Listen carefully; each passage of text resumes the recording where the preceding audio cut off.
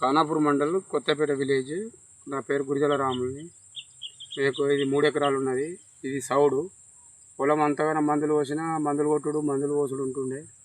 Wastage వీళ్ళు మెట్పల్లి నుంచి వచ్చారు, అప్పుడు ఇచ్చిండ్రు. చూసిన ఈ సౌడు ఉన్నదంటే వెస్టేజ్ పోసుట్లో పొలం మంచిగా వచ్చింది, పొలం మంచిగా ఉన్నది. కానీ నాకు మందులు బీజులు ఇంతకుముందు 6 సంచులు పోతుంటే ఇప్పుడు 3 సంచులు పోసిన. నా 6 సంచుల యూరియా వస్తుంటే 3 సంచుల యూరియా పోసిన. అంతా గంతే, 3 సంచుల బీజు 3 సంచుల యూరియా పోసిన. ఒకటి ఏంటంటే మంచిగా వచ్చింది పొలం అంటున్నా, కానీ ఇక ఈ ఎలుకలు కాబట్టి కొంచెం సాప ఎలుగు తిన్నాయి. అయినా పర్వాలేదు, మంచిగా వచ్చింది పొలం. వెస్టేజ్ పోతేనే మంచిది, కానీ ఆడే పద్ధతి తెలాలి. ఆడే పద్ధతి తెలియకపోతే అది వెస్టేజ్ పోసినా ఏది పోసినా లాభం లేదు. వెస్టేజ్ ఎప్పుడు పోసి చెప్పారు అంటే, నాకు మనం యాతకు ఫస్ట్ కేజీలు వేసినాక చల్లిపించారు. ఆ చల్లినాక మళ్ళీ యాత వేసేటప్పుడు మనం అది చల్లుకుంటా కేజీలు వేయించి నాటేపించినాం. 3 సంచులు బీజు పోసినాం 3 ఎకరాలకు.